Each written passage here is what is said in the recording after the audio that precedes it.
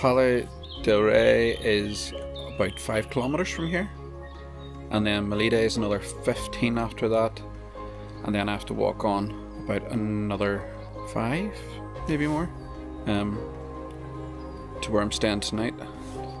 So I'm going to get going.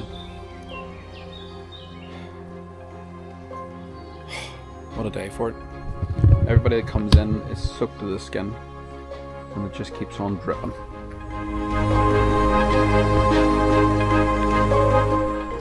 Interesting to see these all along the outside of the church grounds as opposed to within them.